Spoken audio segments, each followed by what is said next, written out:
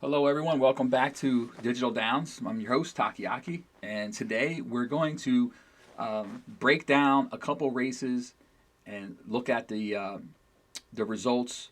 But mainly, we're going to look at speed, pace, and overall class of the race, the rating there, um, the results of all that, and how you can apply this to future decisions, whether you're making a claim or you want to, improve your horse placement based on conditions or whatever it may be. But we're going to take a look at two races with identical setups, same track, same distance, same surface, okay, and for somewhat same field size.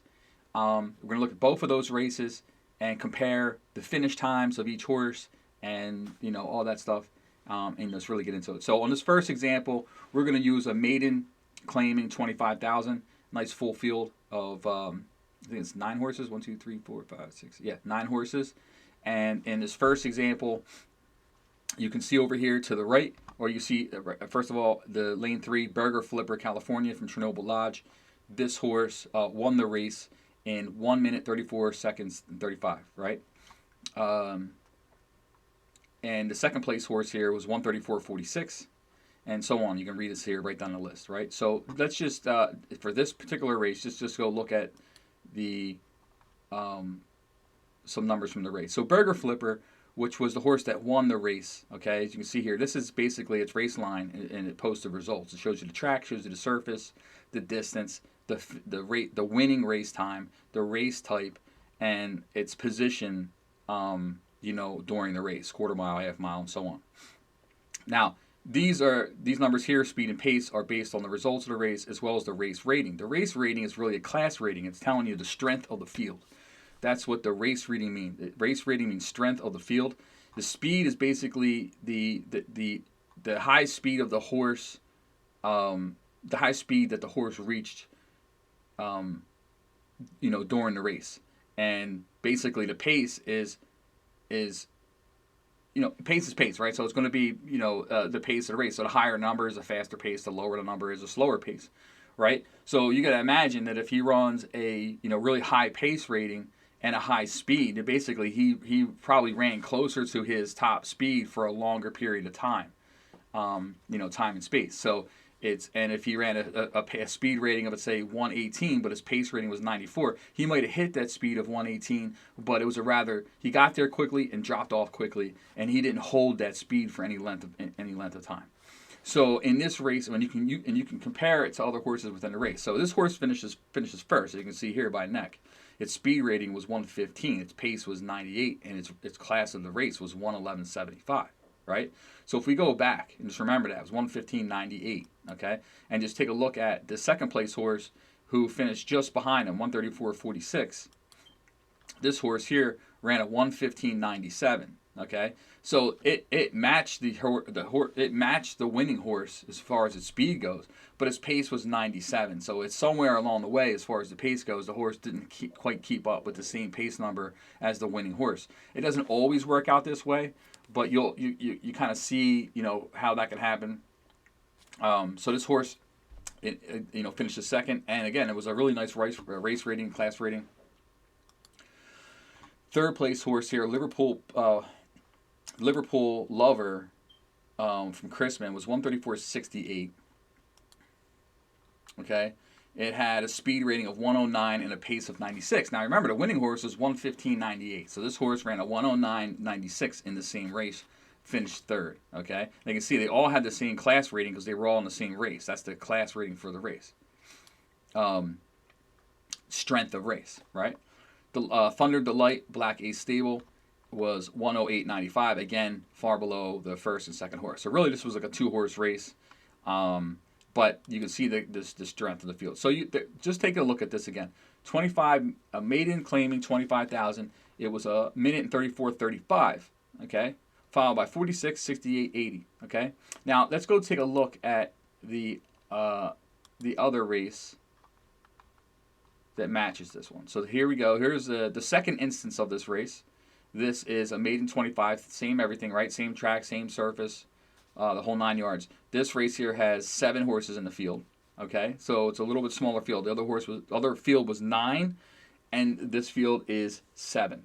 Okay, so Sideshow Ride, Polaris Bloodstock, he wins the race in 134. 134.75. Okay, so let's look at what this is.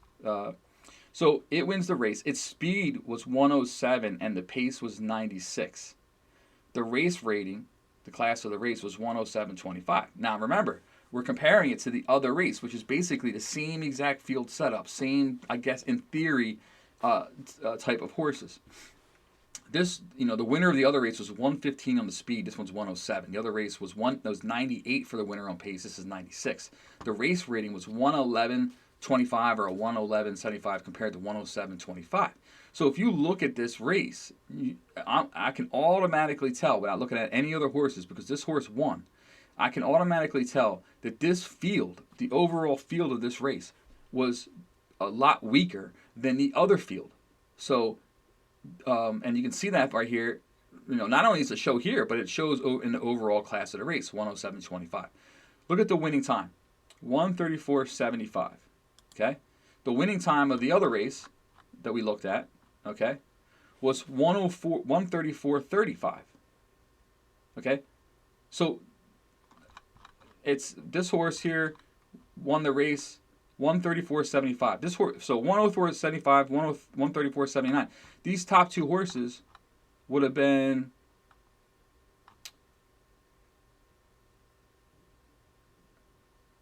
fourth and fifth in this race. So they might have won that other race, but they would have finished fourth and fifth if they raced in this race. That shows you how strong this field is. So when you're looking at your horses, you have to. I mean, you can use this in many different ways. But I guess the first thing that I would say to be careful of is, let's say you're in this first race, you're in this first instance, and your horse finishes third. Okay, you're where Chrisman is, Liverpool Lover. Okay, that horse finished third in a strong field. Now, it's just unfortunate, right? If this horse would have raced with that other group, okay, most likely it would have won its maiden 25,000. Its finishing time was stronger than that other group. Its pace and speed was stronger than the other group. It just so happened to run into a field with two better horses, okay, on the top end here. And what happens sometimes is people don't look this deeply into the race results. And I'm not sure Chrisman will or won't. I'm not speaking for him. I'm just using this as an example. But a lot of times people see this as a third place result in a maiden 25, and they'll automatically then drop this horse down into a claiming 10,000 because the horse didn't win at maiden 25. Well, you're not taking all of everything into consideration when you're looking at these race results and trying to judge the ability of the horse. Okay, if you would take your time and look through the data, you would see that it actually raced pretty well, all things considered, and that if it did run in the other race, it would have finished. It would have won the race. Now, the opposite can be said for the horses in this field. This horse here won 134.75. He may get the feeling, this is Polaris Bloodstock, Sideshow Ride. He might get the feeling, I won my maiden 25. I'm going to keep it in claimers, but I'm going to run it in a claiming 50K open. Okay? Now, automatically, by running into an open rather than a maiden, the strength of the field is going to be, it's going to be a stronger field. Okay? But it's also a step up in class, because even if you went open 25, it would still be stronger than a maiden 25. So he may get this feeling with this first place win, not looking at the time and not looking at the class rating. Okay, he may not look at this race rating or believe in it or the speed or the pace, and he may think that the horse is better than it is. Then he moves it. I can understand moving it up, right? Because it won, it showed something. But you might maybe move it up too far or too fast, or maybe you think it can go into open allowance or whatever it is. So you just need to be aware of the speed, the pace, and the class of the race that you ran in. I mean, if you run against a bunch of nobodies, really, and you win, what does that really say about your horse? So, on the other hand, if I run in a stacked race and finish second, I should feel pretty confident about that. So, you can look at that from a trainer standpoint as far as if you own the horse. Now, on the other side, if you are looking to claim a horse or buy a horse, let's say these horses are on the market for sale or for claim, and let's say this horse goes from let's go back up to the Chrisman example. let's say we looked at Liverpool Lover, and Crispin puts this horse into a maiden 10,000. Okay, well I may want to claim that horse, right? And if I looked at all the data on the horse, and I looked at the class rating and the pace rating and the finish time compared to similar races, I would probably make the claim on the horse from, or I should, or somebody should, for the maiden 10, because it can clearly win a maiden 25K. Okay, so you're looking for value there, and that's the value if you can get it on the cheap.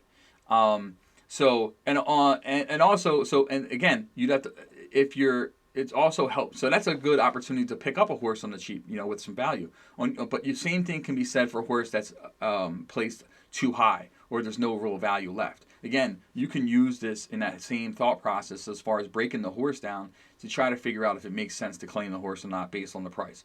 If Crispin throws this horse into a maiden 35,000, is it worth claiming the horse for 35,000?